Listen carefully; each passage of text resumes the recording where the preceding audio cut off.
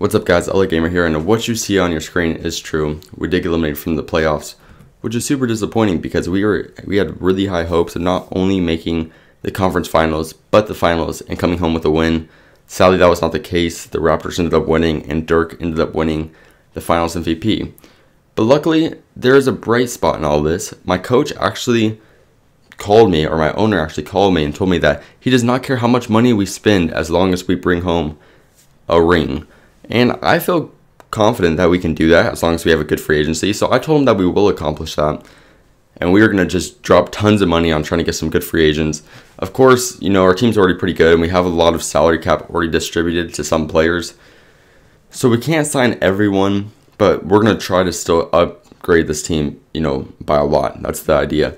So this draft lottery doesn't have a huge impact on us directly, but we're still going to try to trade for a top pick. This is something I kind of discussed a lot over the series, that I wanted to get a top pick and try to get a top rookie, and that's still the idea. Also, we're going to sign Tom Thibodeau to a 3-year contract because I feel like a head coaching position is super important. Now, a lot of the time during the series, I was talking about a guy named Colin Bryant, the #1 projected pick who looked very good, until I saw this guy, Nick Huffman, projected 4th overall, and his athletic skills are unbelievable. So he is the guy I want to get.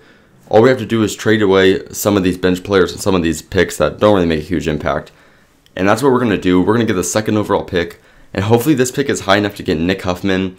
And if it's not, we still have our 2nd option in Colin Bryant. So there's no way we can go wrong in this draft. But without a doubt, Nick Huffman is the guy we want to get.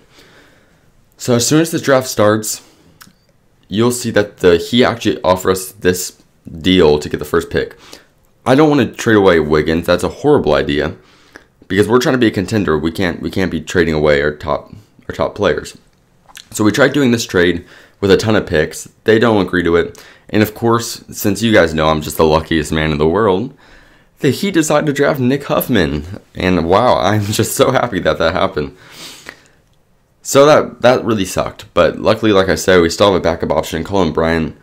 I looked around a little bit to see if there's any other options, but I figured if we're already trying to be a contending team, and we will be if we have a good free agency, why would I throw that away trying to risk it on some random player?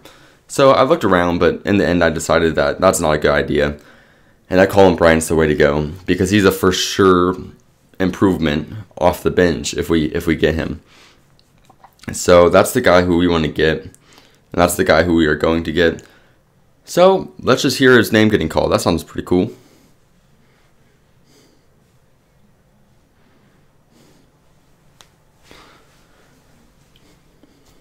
Alright guys, it's official. Colin Bryant is a Laker. Even though Nick Huffman was the preferred choice, who cares? We got a great player.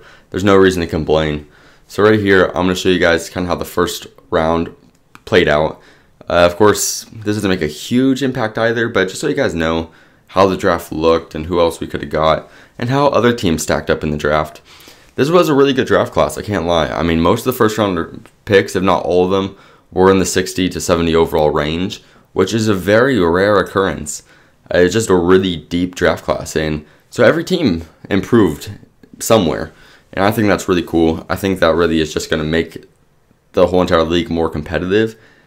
So yeah, so right here's a look at the draft class. I did not re-sign Jordan Hill because I want a new center, and you can see right there we have Marc Gasol and Roy Hibbert on the first list, who would be huge upgrades at center. So first off, we're going to talk to Marc Gasol. We don't have nearly enough money to get him. He's asking for about 15-20 million a year. We only have 10 million to sign for each year.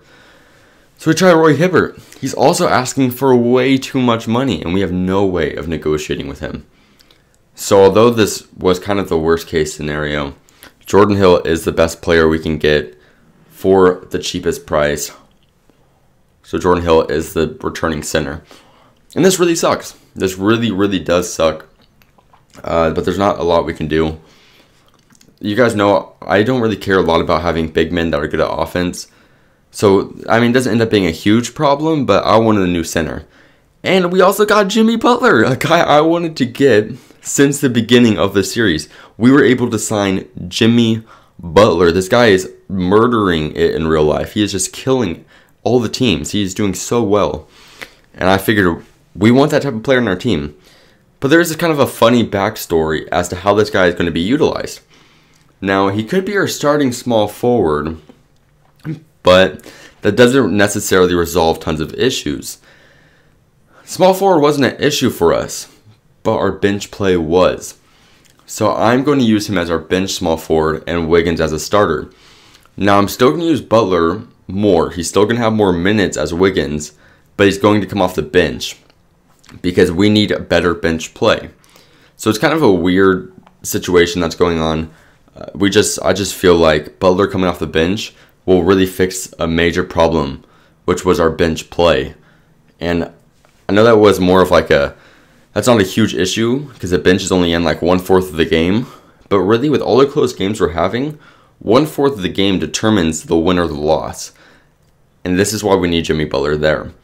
So I'm sure you guys understand why. And that's basically where he's going to be utilized. I think it's going to work out very, very well. So we had a pretty awesome free agency. I can say that, our team is probably stacking up as one of the best. And with the addition of Colin Bryan and Butler and all those guys, our bench is looking incredible.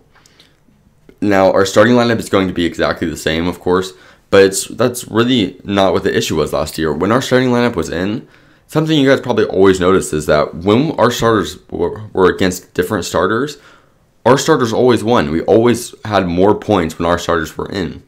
But our bench would always ruin it so quickly. They would just trash the game.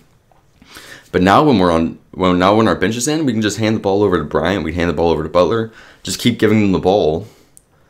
And that's going to be such an awesome strategy that not only will our bench probably be the best in the league, but our starting core will be one of the top 5, which means that that's how you win finals. Is you need depth, and that's what we acquired. So I hope you guys enjoyed. I hope you guys also believe that this was a really awesome free agency and you guys got the players you wanted. Now, there are other players you want to see on this team. Make sure to comment that down below, and I'll make sure to maybe try to trade them or do what I can to try to get those guys on our team. Because like I said, I try to make this enjoyable for you guys. So if you liked the video, please click the like button below. Make sure to share this with your friends so we get as much support on the series as possible. And subscribe to stay tuned to this series and some other ones I got coming up. Peace out.